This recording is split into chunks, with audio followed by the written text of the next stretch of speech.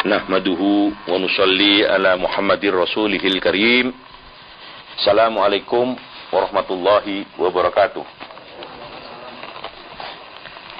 Alhamdulillah wassalatu wassalamu ala asrofil mursalin wa ala alihi wa sahbihi ajmain, amma ba'd. Bapak-bapak, ibu-ibu, abang-abang, kakak-kakak, saudara-saudara sekalian,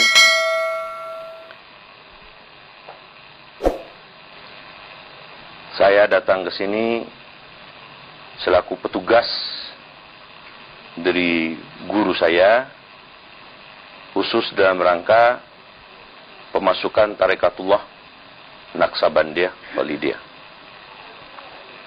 Seperti yang saya sebutkan tadi, pembicaraan saya bagi 3. Tahap pertama akan makan waktu kurang lebihnya setengah atau 1 jam.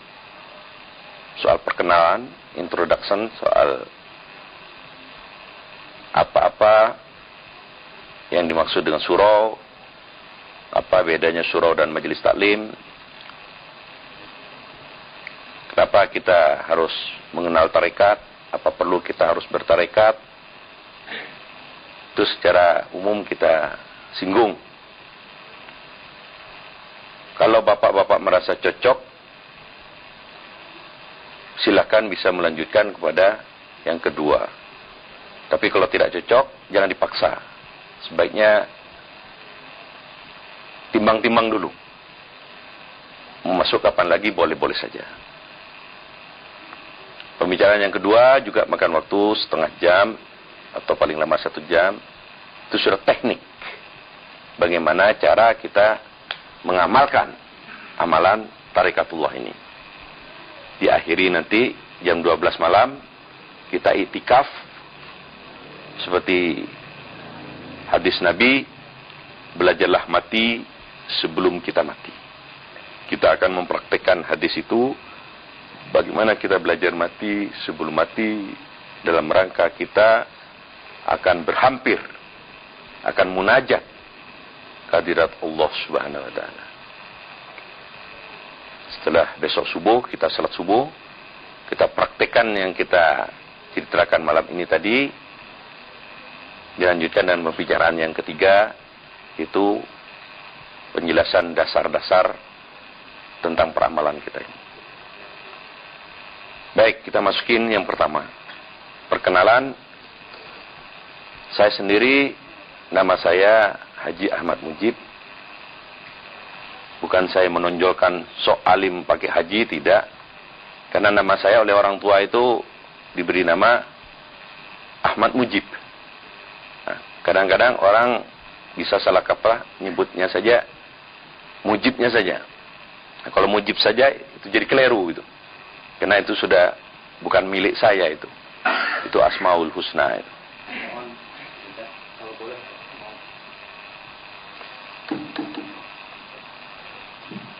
Gimana, ada yang nak kedengarannya?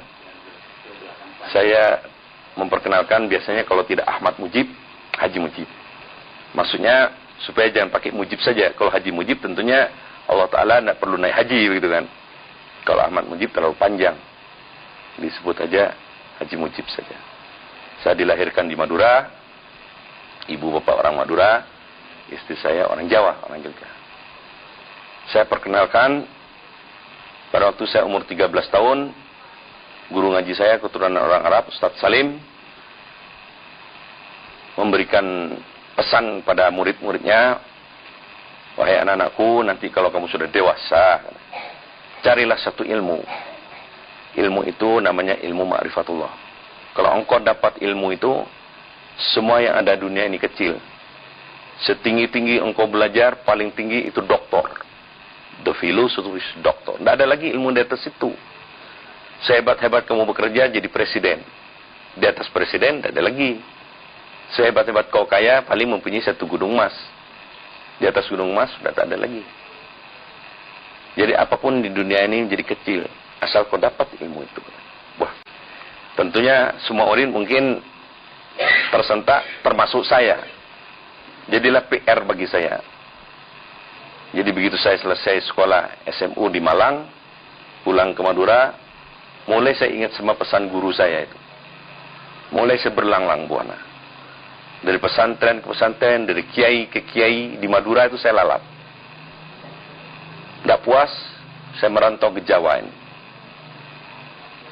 Saya masuk di Jakarta tahun 65, mulai bercari. Mulai dari Banyuwangi sampai Pandeglang, saya ingin ilmu yang namanya ilmu ma'rifatullah. Tapi nasib saya kelihatannya persis seperti di dalam film Astaghfirullah di studio itu. Yang ngasih saya kiai-kiai, pesantrennya besar-besar. Tapi yang saya peroleh itu kok perasaan saya ini tidak cocok seperti apa yang digambarkan oleh Ustaz saya, Ustaz Salim. Kok saya ini makin lama masih menjadi orang sombong gitu loh. Ini yang rupanya kanuragan. Ya. Istri saya bawa ini, boleh tanya sama dia. Saya dulu tidak mempan dibacok. Orang mau potong rambut saya, kalau dia tidak pamit sama saya, tidak kepotong rambut saya. Ini maaf ini, saya bukan sombong. Waktu saya mempunyai ilmu kanuragan itu. Yang namanya keris tidak perlu saya ke kuburan. Berdatangan keris itu.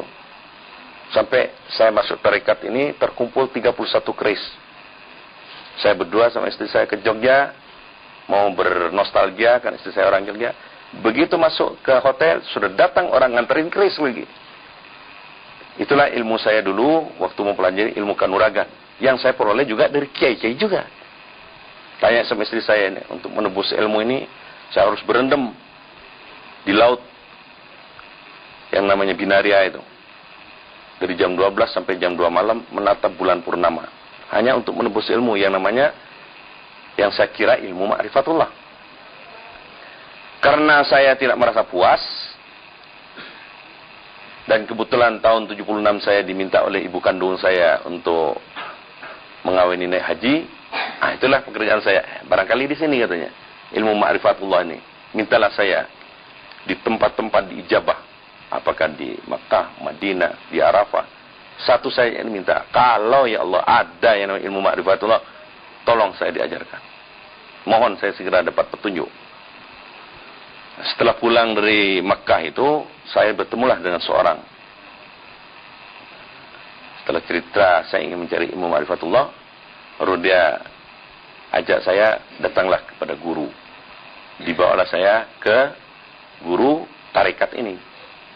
Sejak tahun 76, saya tekunin terus apa petunjuk guru itu, karena saya saking kepinginnya, alhamdulillah sampai sekarang.